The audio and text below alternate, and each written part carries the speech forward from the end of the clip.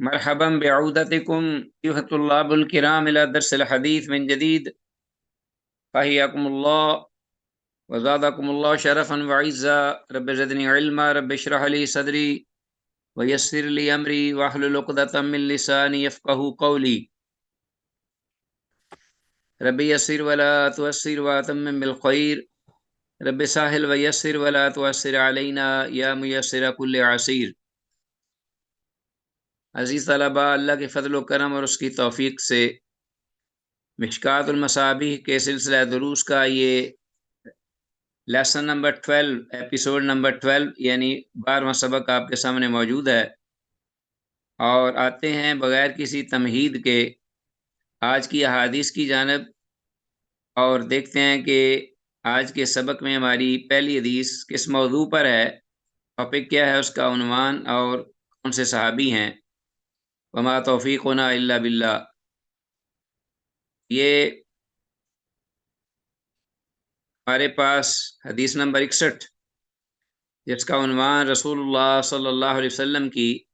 سیدنا معاذ رضی اللہ عنہ کو وصیت۔ ہمارے صحابی جلیل القدر حضرت معاذ بن جبل رضی اللہ تعالیٰ عنہ کے بارے میں دیگر احادیث بھی پہلے گزر چکی ہیں، اور ایک یہ بھی حدیث ہے، قالا، وہ کہتے ہیں معاذ بن جبل رضی اللہ تعالیٰ عنہ، اوصانی رسول اللہ صلی اللہ علیہ وسلم بعشر کلمات، کہ رسول اللہ صلی اللہ علیہ وسلم نے مجھے وصیت فرمائی 10 باتوں کی۔ قالا، فرمایا آپ نے، لا تشرک باللہ شیئا، اللہ کی ذات کے ساتھ کسی کو بھی شریک نہ کرنا، نہ کر کسی کو بھی یا کچھ بھی اللہ کی ذات کے ساتھ شرک کا ارتکاب نہ کر۔ وَإِن قُتِلْتَ وَحُرِّقْتَ، اگرچہ تجھے قتل کیا دیا جائے، وحرقت، یا جلا دیا جائے۔ ولا توقن والدیک، اور مت یا ہرگز، توقن بانون توقید ثقیلہ ہے، اور نہ نافرمانی کرنا والدیک، اپنے والدین کی۔ وَإِنْ أَمَرَاكَ، اگر وہ خواہ وہ تجھے حکم دیں، ان تخرج من اہلک، کہ تو نکل جائے اپنے گھر بار سے، مالک، اور اپنی مال و جائیداد سے چھوڑ کر ان کو نکل جائے، تو ان کی نافرمانی نہ کر۔ ولا تترکن صلاۃ مکتوبۃ متعمدا، اور اسی طرح ہرگز نہ چھوڑنا یا کبھی بھی نہ چھوڑنا، یہ بھی نہ بانون توقید ثقیلہ ہے، توقید، صلاۃً، وہ نماز، مکتوبۃً، جو لکھی ہوئی یعنی فرض نماز ہے، prescribed prayer، متعمدن، جان بوجھ کر، کبھی بھی جان بوجھ کر فرض نماز نہ چھوڑنا۔ فإن من ترک صلاۃ مکتوبۃ متعمدا، تو بے شک جس شخص نے بھی، من کے اندر عورتیں مرد چھوٹے بڑے امیر غریب بادشاہ فقیر 1 2 3 سب، ایرانی تورانی پاکستانی ہندوستانی ترکی مالائی ہر قسم کے، من ترک صلاۃ مکتوبۃ متعمدا، جس شخص نے بھی چھوڑ دی نماز، فرض نماز، متعمدن، جان بوجھ کر، فقد بریت منہ ذمۃ اللہ، تو تحقیق بری ہوگا اس سے اللہ کا ذمہ۔ کیا مطلب؟ کہ اللہ کی حفاظت، ذمہ داری اس سے ختم ہو جائے گی، اللہ کا اس سے تعلق ختم ہو جائے گا، کیونکہ نماز سب سے بڑا تعلق ہے خالق اور مخلوق کے درمیان۔ ولا تشربن خمرا، اور ہرگز نہ شراب کے قریب جانا، شراب کو پینا، ہرگز نہ پینا شراب۔ ولا تشربن خمرا فإنه رأس كل فاحشة، بے شک یہ جو شراب ہے یہ ہر فحاشی کا سر، مراد یہ چوٹی ہے، ہر فحاشی کی یعنی جڑ سمجھ لیجیے۔ وَإِيَّاكَ، اور بچ، والمعصیۃ، ہر قسم کی نافرمانی سے۔ فإن بالمعصیۃ اللہ سخط اللہ، بے شک معصیت گناہ کی وجہ سے اللہ کی ناراضگی اترتی ہے، اللہ سخط اللہ۔ وَإِيَّاكَ، اور بچ، والفرار، بھاگنے سے، من الزحف، ہاں جی، بچ حق و باطل کے، مار کے کے دن، ایمان اور کفر کے مارکے کے دن اس جنگ سے بھاگنے سے بچ، یعنی موت کے خوف سے، کا اور بچ والفرارا، فرار ہونے سے، بھاگنے سے، من الزحف کو باطل کے محکے سے۔ تو ہم یہ حدیث مطالعہ کر رہے تھے، حدیث نمبر 61، اور ہم پہنچے تھے یہاں ان الفاظ میں کہ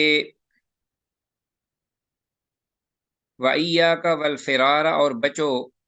اور بچ بھاگنے سے، من الزحف جنگ کے حق و باطل کے مارکے سے، یعنی جب کفر اور ایمان کی جنگ ہو، جہاد کی،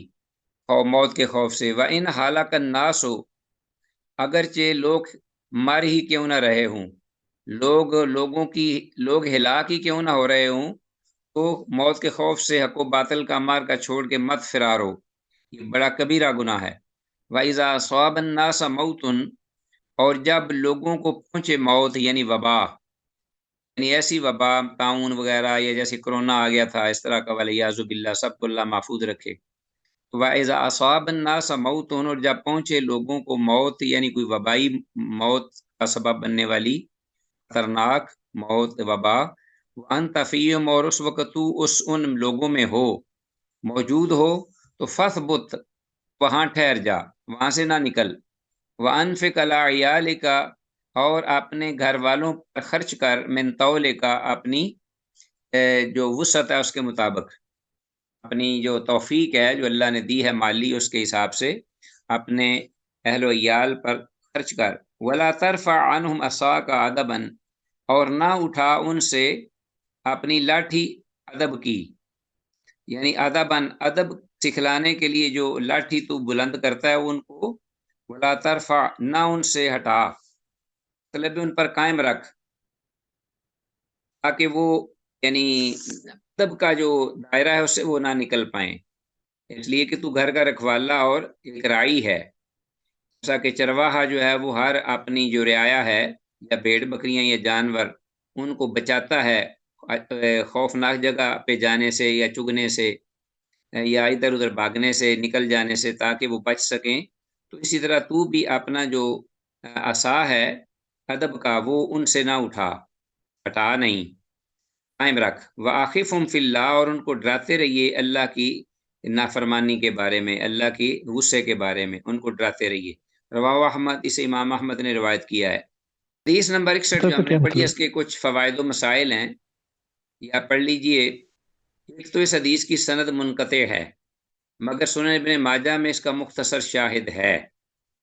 حدیث تو منقطع ہے اس میں، یعنی متصل نہیں، جو کہ ایک ضعف کی علامت ہے بہت بڑی، مگر سنن ابن ماجہ میں اس سے شارٹ حدیث ہے جو اسی مفہوم کی ہے، ٹھیک ہے جی۔ بہرحال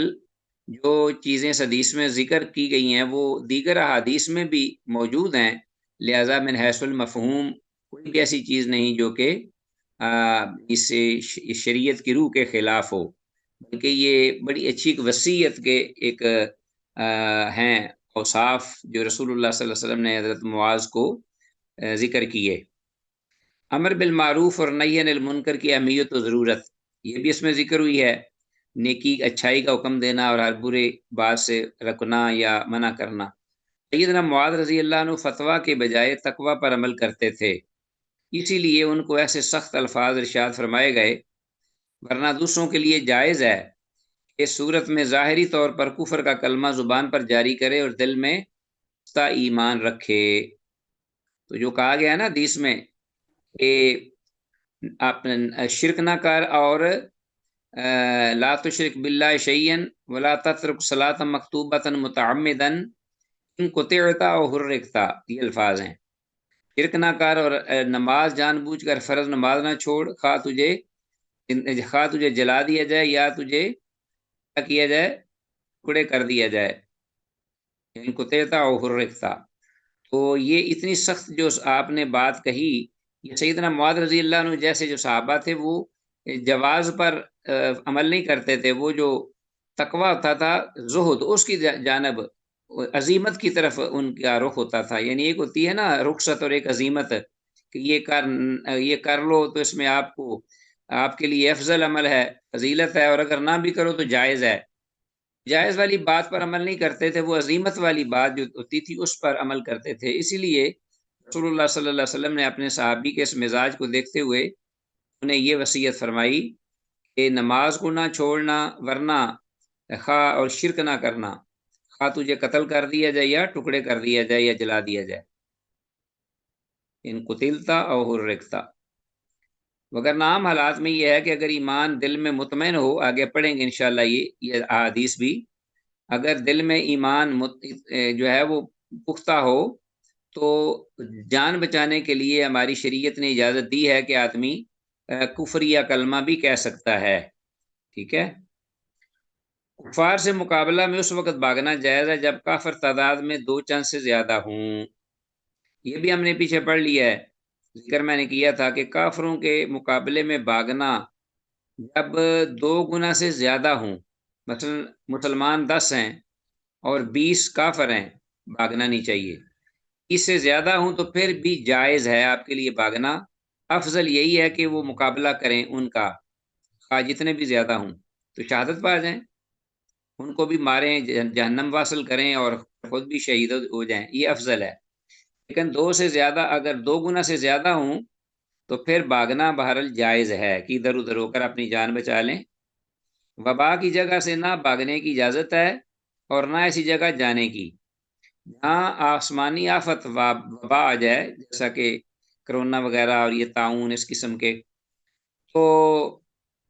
اس میں سے جو جگہ، جس جگہ انسان ہو وہیں رہے، آگے پیچھے نہ ہو، نہ بھاگے، اور نہ ان کی طرف کوئی جائے، ٹھیک ہے جی، دونوں صورتیں جائز نہیں۔ ادب کی لاٹھی اس وقت استعمال میں لاؤ جب اس کے سوا اور کوئی چارہ نہ ہو، اور یہی آپ نے کہا کہ اپنے گھر والوں سے ادب کی لاٹھی نہ اٹھا، یعنی ان پر قائم رکھ ادب کی لاٹھی، ادب سکھانے کے لیے۔ تو یہ نہیں کہ یہ پہلا اپنا آپشن ہے شروع کا ہی، نہیں، پہلے وہ تمام مراحل جو ہیں، جو ترکش کے تیر ہیں وہ نکالے اچھے انداز سے، اور جب کوئی چارہ نہ رہے تو پھر حرف آخری جو ہے یہ اس کے لیے یہ ہے کہ وہ پھر ان کو ضائع ہونے سے بچائے اور ان کو عصا کے ساتھ بھی سیدھا کر سکتے، ان کو نقصان سے بچانا ہے نا، دین و دنیا سے، اس کو ان کے ساتھ بھلا کرنا ہے۔ جیسے ماں مارتی ہے اپنے بچے کو، کس لیے مارتی ہے؟ دشمنی کی وجہ سے نہیں، ان کو اس کے ساتھ محبت کی وجہ سے۔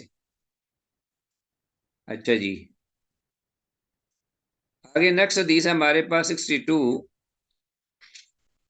وان حذیفہ رضی اللہ، حذیفہ بن یمان رضی اللہ تعالیٰ عنہ سے روایت ہے، قال، کہتے ہیں، انما النفاق کان علی عہد رسول اللہ صلی اللہ علیہ وسلم، اصل نفاق جو ہے وہ رسول اللہ صلی اللہ علیہ وسلم کے عہد مبارک میں ہی تھا، یعنی عہد رسالت میں۔ اما الیوم، تو جہاں آج کل جہاں جس بات کا تعلق ہے، فإنما هو الکفر، تو بے شک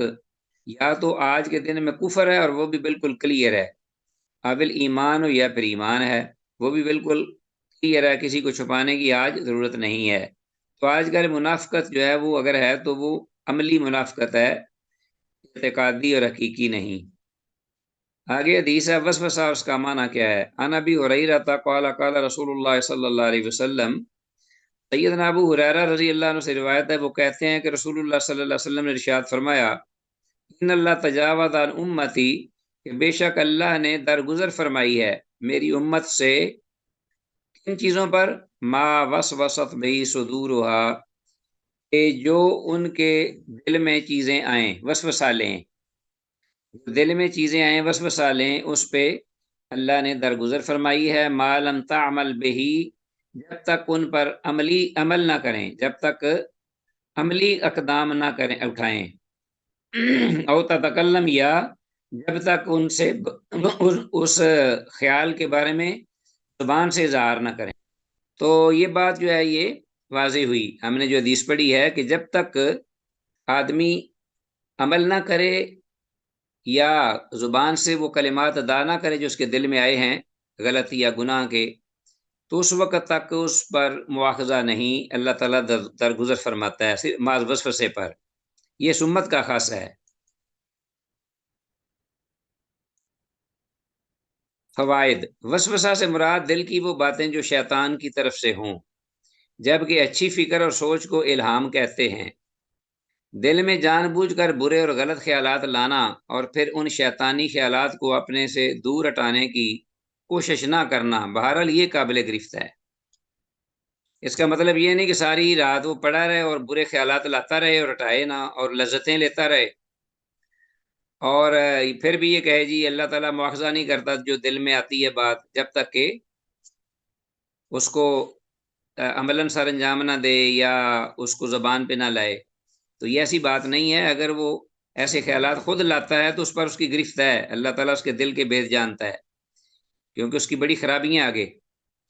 عہد رسالت مآب صلی اللہ علیہ وسلم میں منافقین مسلمانوں میں شمار ہوتے تھے،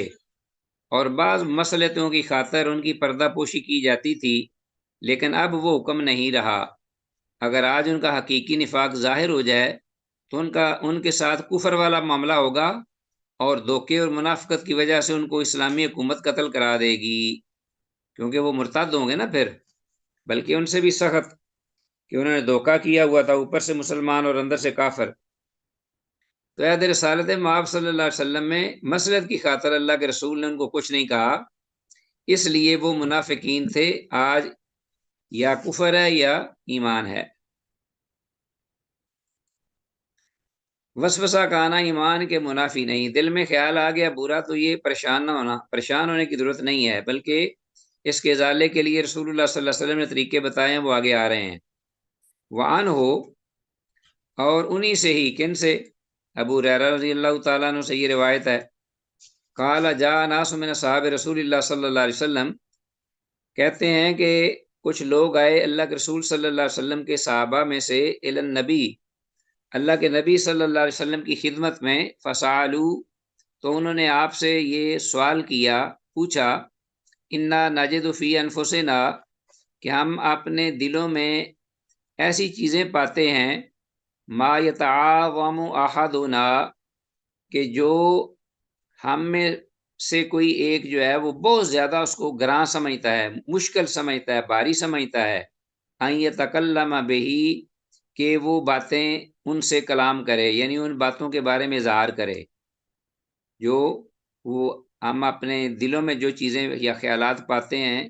بہت زیادہ ہم اس کو گراں سمجھتے ہیں، مشکل سمجھتے ہیں کہ ہم اس کو زبان پہ لائیں۔ قال، آپ نے فرمایا، اوا قد وجدتموہ، کیا تحقیق تم ایسا ہی پاتے ہو، یعنی اس حد تک تم چیزیں اپنے ذہن میں تمہارے آتی ہیں، خیالات آتے ہیں؟ قالوا نعم، وہ کہنے لگے کہ ہاں۔ قال، تو پھر آپ نے فرمایا، ذاک صریح الایمانی، کہ یہ واضح ایمان کی علامت ہے۔ تو آپ پریشان نہ ہوں، یہ تو ایمان کی علامت ہے جو آپ کے دل میں خیالات آتے ہیں، کیونکہ شیطان مردود جو ہے وہ کافروں کے پاس تو نہیں جائے گا، وہ تو اہل ایمان کے پاس ہی آئے گا نا وسوسے ڈالنے کے لیے۔ فوائد، صحابہ رضی اللہ عنہم کا دل میں آنے والی چیز کو زبان پہ لانا سخت گراں گزرتا تھا، جیسے اللہ تعالیٰ کیسے پیدا ہوا، اس کو کس نے پیدا کیا، وہ کس چیز کا بنا ہے، وہ کس طرح کا ہے، اور اس سے پہلے کیا تھا۔ تو یہ چیزیں جو ہیں یہ ان کے ذہن میں آتی تھیں، دل میں خیالات آتے تھے، تو وہ پریشان ہو جاتے تھے کہ پتہ نہیں ہم مسلمان بھی رہے ہیں کہ نہیں۔ تو اس پر آپ صلی اللہ علیہ وسلم نے یہ بات فرمائی کہ آپ کو پریشان ہونے کی ضرورت نہیں ہے۔ دوران عبادت یا عبادت کے علاوہ کسی بھی وقت ایسے خیالات آنے پر ایک تو یہ دعا پڑھنی چاہیے، اللہم انی اعوذ بک ان اشرک بک وانا اعلم بہ واستغفرک لما لا اعلم بہ۔ دوسرے ان خیالات کو جھٹک کر تعوذ بھی پڑھ لینا چاہیے، اعوذ باللہ من الشیطان الرجیم۔ تو یہ دعا جو ہے یہ آپ یاد کر لیں تو بڑی اچھی ہے، جب بھی نماز میں یا نماز کے علاوہ ایسے خیالات آئیں تو یہ پڑھ لے۔ ایک چیز کو دل سے سخت برا جاننا اور پھر اسے زبان پر لانے کی بھی ہمت نہ پانا ایمان ہی کا تو اثر اور وجہ ہے، تو اس لیے آپ نے فرمایا ذاک صریح الایمان۔ وعن ہو، ابو ہریرہ رضی اللہ عنہ سے ہی یہ روایت ہے، قال، اب کہتے ہیں رسول اللہ صلی اللہ علیہ وسلم نے فرمایا، یاتی الشیطان احدکم، شیطان کس طرح وسوسے ڈالتا ہے؟ یاتی الشیطان احدکم، آتا ہے تم میں سے کسی ایک کے پاس شیطان، فیقول، تو وہ کہتا ہے، من خلق کذا، یہ کس نے پیدا کی ہے یہ چیز، من خلق کذا، یہ چیز کس نے پیدا کی ہے، حتیٰ یقول، یہاں تک کہ وہ وسوسہ دیتے ہوئے کہتا ہے من خلق ربک، کہ تیرے رب کو پھر کس نے پیدا کیا، وَإِذَا بَلَغَهُ، تو پھر جب معاملہ یہاں تک پہنچ جائے، اس کا خیال اس حد تک پہنچ جائے، فَلْيَسْتَعِذْ بِاللَّهِ، تو اسے چاہیے کہ وہ اللہ کی پناہ طلب کرے، یعنی تعوذ پڑھے، اعوذ باللہ من الشیطان الرجیم، اور وَلْيَنْتَهِ، اور اس کو جھٹک دے، یعنی اس خیال کو جھٹکنے کی کوشش کرے، متفق علیہ۔ یہ حدیث اپنے سے پہلی حدیث 64 کی وضاحت ہے کے اعتبار سے کہ کس طرح اس کو دور کرنا ہے وسوسے کو۔ شیطان کی ان وسوسوں سے غرض مومن کے دل میں دین کے معاملے میں شکوک و شبہات پیدا کرنا، عبادات میں خلل ڈالنا ہوتا ہے۔ یہ عام چیزیں ہیں عزیز طلباء، صرف آپ کے فائدے کے لیے لکھی ہیں، ان کو صرف پڑھ لینا، سمجھ لینا، تاکہ معاملہ نعوذ باللہ کفر تک نہ لے جائے، معاملہ نعوذ باللہ کفر تک لے جائے۔ شیطان اس قسم کے شبہات ڈالتا ہے جان بوجھ کے۔ وساوس کے سلسلے میں شیطان لعین نے انبیاء اور رسول علیہ السلام کو بھی نہیں چھوڑا، اسی وجہ سے تو اللہ جل شانہ نے نبی مکرم صلی اللہ علیہ وسلم کو یہ دعا پڑھنے کو کہا، وَقُلْ رَبِّ أَعُوذُ بِكَ مِنْ ہَمَزَاتِ الشَّيَاطِينِ وَأَعُوذُ بِكَ رَبِّ أَنْ يَحْضُرُونِ، اور یہ دعا کرتے رہیے کہ پروردگار، میں شیطان کے کچوکوں سے آپ کی پناہ مانگتا ہوں، اور اس بات سے بھی آپ کی پناہ طلب کرتا ہوں کہ وہ میرے پاس حاضر ہوں۔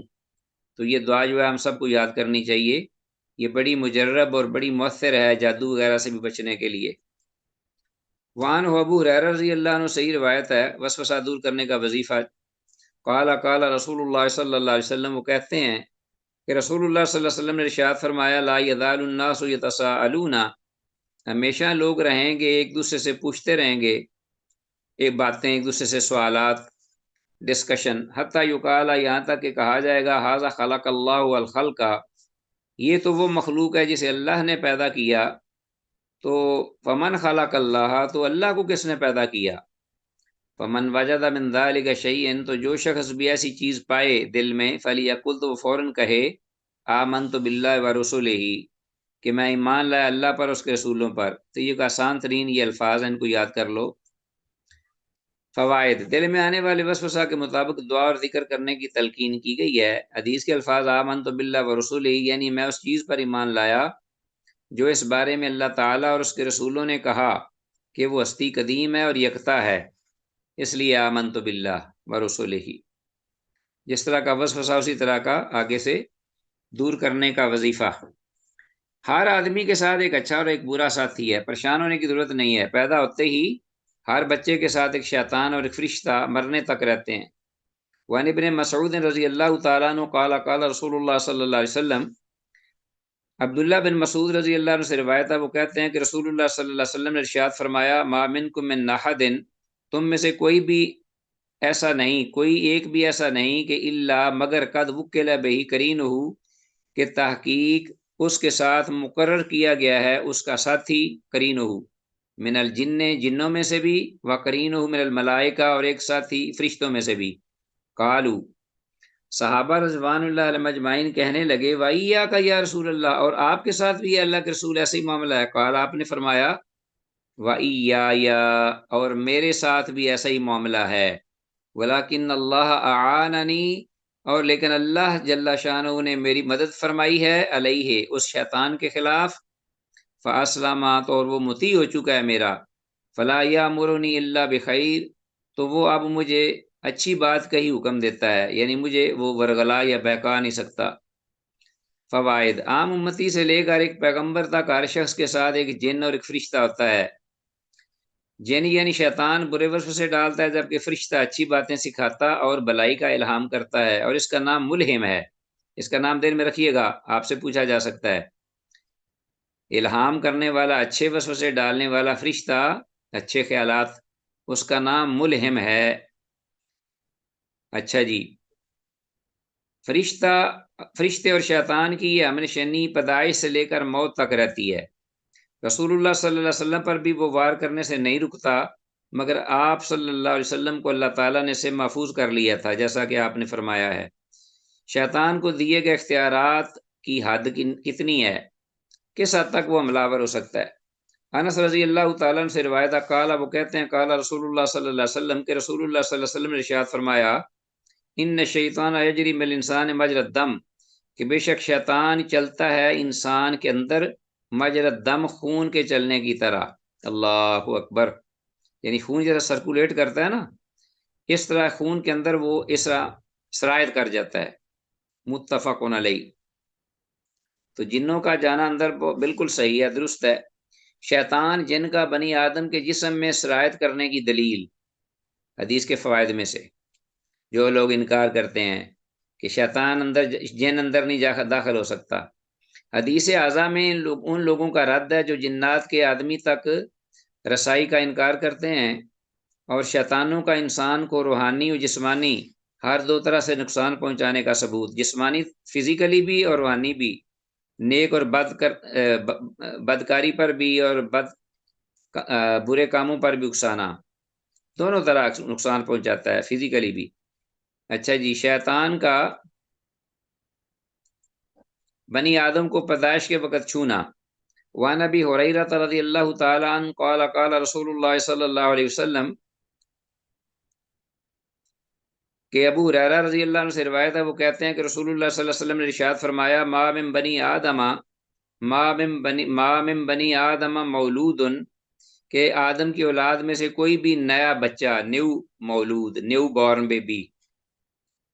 وہ بچہ نہیں ہے من بنی آدم، آدم کی اولاد میں سے مولود، کوئی بھی بچہ پیدا ہونے والا، یعنی نیا بچہ پیدا ہونے والا، الا یمسہ شیطان، مگر چھوتا ہے اس کو شیطان، ہینا یولد، جس وقت کو وہ پیدا کیا جاتا ہے، فیستحل صارخا، تو وہ اس ضرب سے چیختا ہے، فیستحل چیختا ہے، اونچی آواز سے روتا ہے چیختے ہوئے۔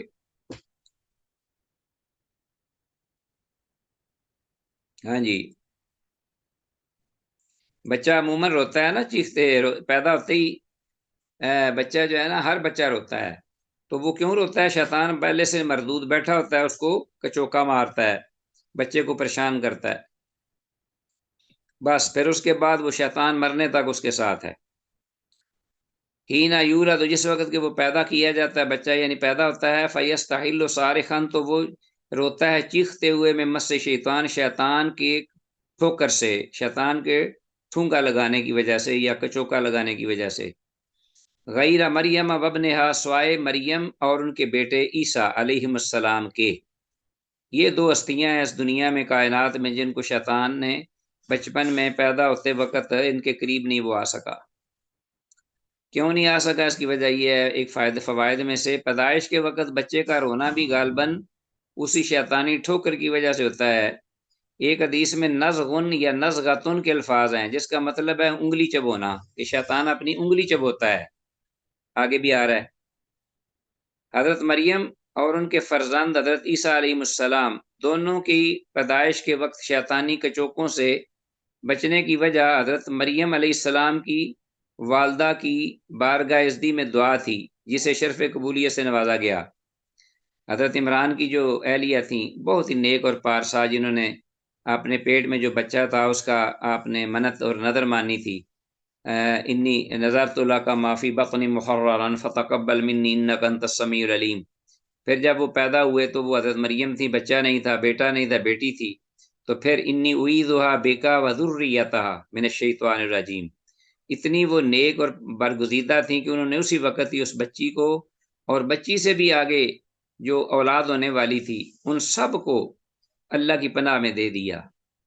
والدین خصوصاً والدہ کو بچے کی پیدائش کے وقت اس دعا کا اہتمام کرنا چاہیے، تو اللہ تعالیٰ آج بھی جو بھی نیک عورتیں یا مائیں ایسا کرتی ہیں اس وقت، اللہ ان کو محفوظ رکھتا ہے ہمیشہ کے لیے، آگے ان کی اولادوں کو بھی۔ وعن ہو، اور ابو ہریرہ رضی اللہ تعالیٰ عنہ سے ہی روایت ہے یہ حدیث، بے وقت پیدائش بچے کے رونے کی وجہ وہی چیز ہے جو پہلے حدیث آئی ہے، اسی کی وضاحت ہے۔ قال قال رسول اللہ صلی اللہ علیہ وسلم، حضرت ابو ہریرہ رضی اللہ عنہ کہتے ہیں کہ رسول اللہ صلی اللہ علیہ وسلم نے ارشاد فرمایا صیاح المولود، نیو بیبی بورن جو ہے اس کا چیخنا، نو مولود بچے کا چیخنا، یہ اس وجہ سے ہے ہی نہ یاقا نزغۃ، جس وقت کے واقع ہوتا ہے نزغہ یعنی کچوکا یا ٹھوکر یا ٹھونگا، من الشیطان شیطان کی جانب سے۔ نزغۃ کا معنی پیچھے ہم نے کیا ہے انگلی چبونا، یہ بھی معنی ہے اس کا کہ شیطان انگلی چبوتا ہے بچے کو اور وہ روتا ہے پھر۔ متفق علیہ، حدیث بالکل صحیح ہے۔ ابلیس کا تخت اور گمراہی کے جال، ابلیس شیطان خود جو بڑا ہے اس کا تخت کہاں ہے اور اس کے گمراہی کے جال کتنے ہیں۔ جابر رضی اللہ عنہ سے روایت قال قال رسول اللہ صلی اللہ علیہ وسلم، وہ کہتے ہیں کہ رسول اللہ صلی اللہ علیہ وسلم نے ارشاد فرمایا ان ابلیس یضع عرشہ علی الماء، کہ ابلیس لعین جو ہے وہ رکھتا ہے اپنا تخت یا عرش پانی پر، سمندر کے پانی پر۔ ثم یبعث سرایاہ، پھر وہ اپنے فوجوں کو، اپنے لشکروں کو بھیجتا ہے، ڈیوٹیاں دیتا ہے ان کو، اور یفتنون کہ وہ فتنوں میں مبتلا کرتے ہیں الناس لوگوں کو، لوگوں میں شر پھیلاتے ہیں، لوگوں میں وہ گندگی اور برائیاں ان کا پرچار کرتے ہیں۔ فَأَدْنَاهُمْ مِنْهُ مَنْزِلَةً، تو ان میں سے اس شیطان ابلیس کے سب سے زیادہ قریب مرتبے کے اعتبار سے وہ آدمی ہوتا ہے اعظمهم فتنةً، جو ان میں سب سے بڑھ کر بڑے اور برے فتنے کو میں لوگوں کو مبتلا کرتا ہے۔ تو جتنا بڑا فتنہ وہ پھیلائے گا، قتل و غارت اور بربادی، اتنا ہی وہ زیادہ شیطان ابلیس کے قریب ہوگا۔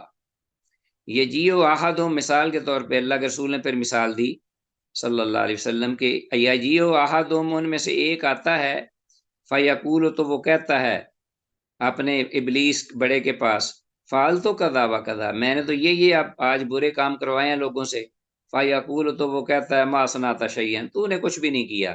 تو نے کیا ہے، تو کسی کائے کا نہیں۔ قال، آپ نے فرمایا ثم یجیء احدہم،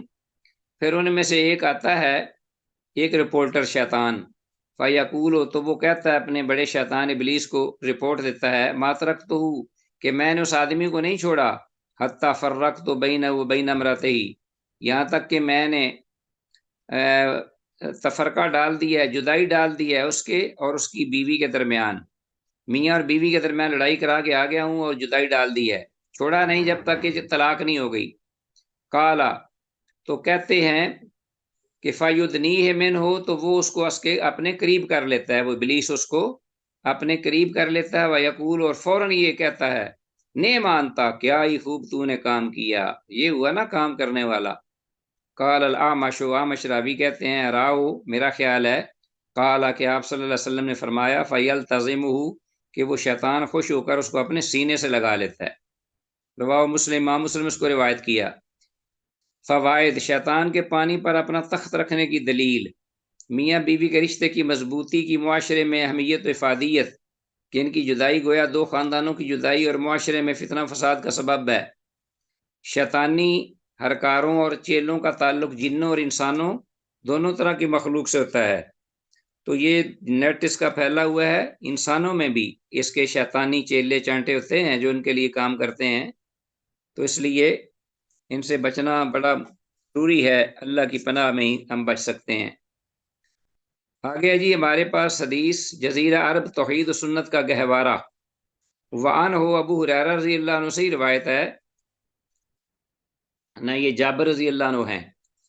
ان سے یہ روایت ہے، قالا، وہ کہتے ہیں قالا رسول اللہ صلی اللہ علیہ وسلم، کہ رسول اللہ صلی اللہ علیہ وسلم نے فرمایا ان الشیطان، بے شک شیطان، قد عیسا، نا امید ہو چکا ہے، من اس بات سے کہ ان یعبدہ المصلون، کہ اس کی جو ہے وہ نماز پڑھنے والے اس کی اب عبادت کریں اللہ کو چھوڑ کر، ایک اللہ کو چھوڑ کر نماز پڑھنے والے اہل ایمان شیطان کی عبادت کریں، اس سے شیطان نا امید ہو گیا ہے، فی جزیرۃ العرب، جزیرہ عرب میں خاص طور پر، ولیکن فی التحریش بینہم، ہاں ان کے درمیان وہ پھوٹ کسی حد تک ڈلوا لے گا، ایک دوسرے کے درمیان لڑائی کرانا اور ایک دوسرے کے درمیان پھوٹ ڈلوانا اور اختلاف، یہ وہ ان کے درمیان کروا لے گا، لیکن ان کی عبادت جو ہے وہ لوگ نہیں کریں گے، شیطان اس سے نا امید ہو گیا۔ رواہ مسلم، یعنی شرک ختم ہو گیا، یہ معنی ہے، امام مسلم اس کو روایت کیا ہے۔ تو حدیث میں بندگی شیطان سے مراد سر فہرست بتوں کی پرستش ہے، کہ کوئی شیطان جو ہے وہ وہاں کے اہل ایمان سے نا امید ہو گیا ہے کہ اب وہاں شرک ہو۔ رسول اللہ صلی اللہ علیہ وسلم کی وفات کے بعد اگرچہ فتنہ ارتداد ہوا، لوگ پھرے دین سے، مرتد بھی ہوئے، مگر بت پرستی اختیار نہ کی گئی۔ لیکن یہ ہے کہ بت پرستی الحمدللہ نہیں ہوئی اس وقت۔ حدیث میں لفظ التحریش، ایک دوسرے کے خلاف مقابلے کے لیے اکسانا، جیسے کہا جاتا ہے ہر رشا فلان بین القوم والکلاب والسباع، کہ فلاں شخص نے قوم کے لوگوں کو کتوں کو اور درندوں کو آپس میں لڑنے کے لیے اکسایا۔ تحریش کا معنی آپس میں لڑانا۔ آج کے سبق کے حوالے سے سوالات۔ وسوسہ کا معنی بیان کرتے ہوئے وسوسہ اور الہام میں فرق ظاہر کیجیے۔ حدیث میں ذکر کردہ شیطان کی بندگی سے کیا مراد ہے؟ میاں بیوی کی جدائی پر شیطان سب سے زیادہ کیوں خوش ہوتا ہے؟ بے وقت پیدائش کس پیغمبر اور اس کی والدہ علیہ السلام کے قریب شیطان لعین انگلی چبونے کے لیے نہ آ سکا تھا، اور کیوں؟ یہ حضرت مریم اور ان کے بیٹے حضرت عیسیٰ علیہ السلام۔ ہر آدمی کے ساتھ پیدائش سے لے کر موت تک کون سا ایک اچھا اور ایک برا ساتھی لگا رہتا ہے؟ وسوسہ دور کرنے کا کون سا وظیفہ حضور صلی اللہ علیہ وسلم نے اپنی امت کو بتایا ہے؟ تو یہ سارے سوالات الحمدللہ ان احادیث میں موجود ہیں۔ تو عزیز طلبہ اچھی طرح ان احادیث کا مطالعہ کیا کریں، اور تاکہ فائدہ ہو آپ کو۔ ایک دفعہ سن لیا، 2-3 دفعہ ریپیٹ کر لیا انشاءاللہ، تو پھر یہ آپ کے ذہن سے نہیں نکلیں گی۔ جب بھی آپ پڑھیں گے آپ کو یاد آئیں گی انشاءاللہ۔ وما توفیقنا الا باللہ، ھذا ما عندی۔